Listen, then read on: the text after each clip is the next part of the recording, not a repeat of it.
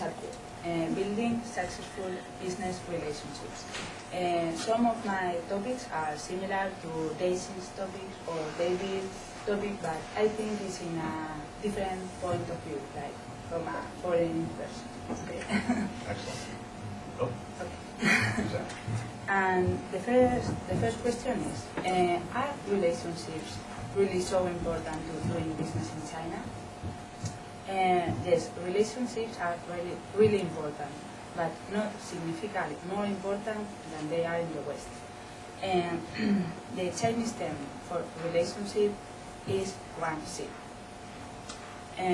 To mean that someone has a particular relationship or is generally well connected. Wang is mainly based in reciprocity, the understanding that favors should be returned, which are also important in business, in Western business relationships, and trust. Your goal is for the Chinese side to believe that you and your company are committed with your proposal and you have the resources to make it work. Okay. How can Wang help me in China? Wang is not about bribes or corruptions. It's about developing long-term, mutually beneficial relationships that can help you and your business in China. Wang with government officials can be quite helpful in China, especially when you need to navigate the opaque processes and bureaucracies of the Chinese government. The main point is that Wang won't get officials to break the rules for you. Instead, it might get them to use the rules' inherent flexibility to help you out. Wang with business people. The Chinese are more inclined to mix friendship and business than more Westerns are. Many Chinese prefer to do business with people they are comfortable with.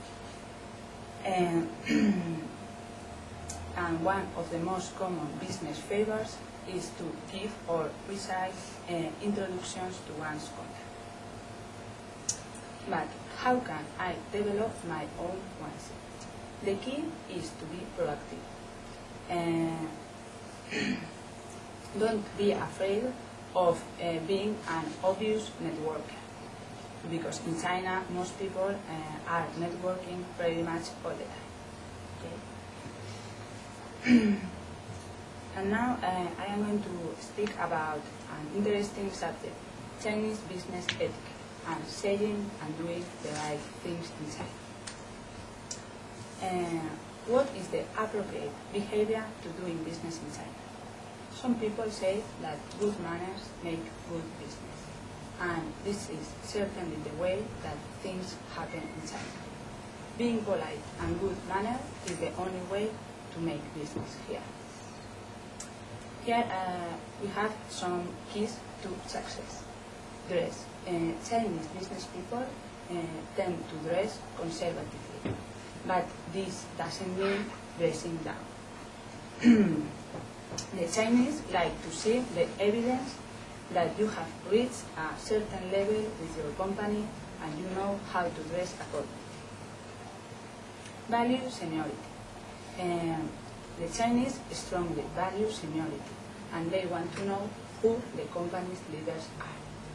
Introducing the two most senior executives to each other first is customary.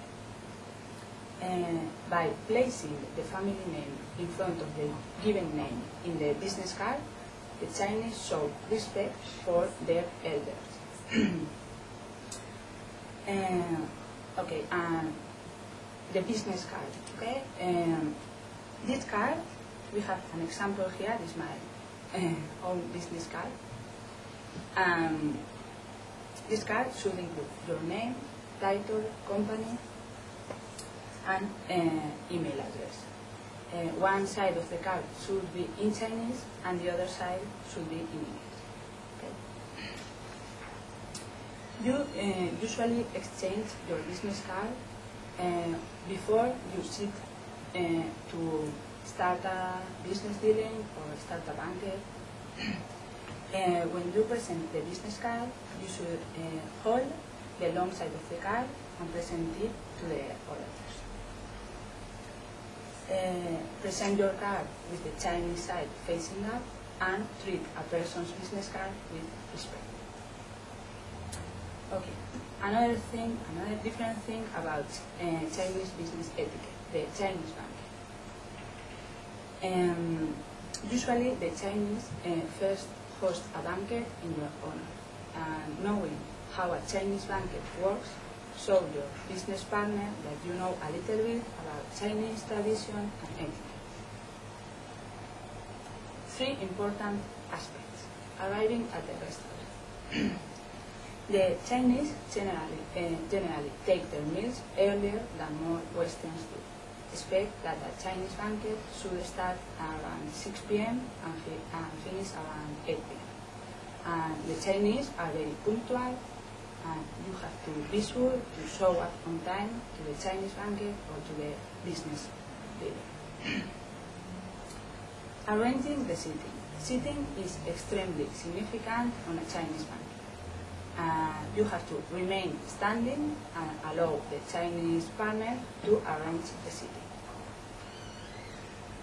Protocol is very important for the Chinese, and you have to give them the opportunity to make everything right. And keeping conversation light. Don't expect any high-level business discussion in a Chinese banquet, and don't try to start this kind of conversation. Chinese banquets are all about getting to know your friends better. Use this time to build a stronger relationship with the Chinese side. During the conversation, stay away from family matters or political or religious subjects. Some possible subjects to speak about are, for example, the progress China is making, how fast life in China is changing, how people's lives are improving, or your home country, for example. Finally, don't offer to pay the bill or to share in the cost in any way. It's not appropriate. Okay, now gift giving. Okay, is gift giving a common practice in China? Done in the right way, exchanging gifts can help you build a stronger relationship with the Chinese side. Don't choose gifts that are too expensive. You don't want to be seen like buying business contracts or buying favors in China. But don't choose gifts that are cheap, because it shows like you are not really interested or something like this. For example, one gift between $5 and $20 of a good quality is something that Chinese can certainly appreciate. The gift should be of the same value for all the Chinese partners. Don't give the Chinese leader a more expensive gift. Okay? Popular gift. For example, calculators or paperweights or pens. And gifts that aren't appropriate, like hats or clocks or money, umbrellas or this kind.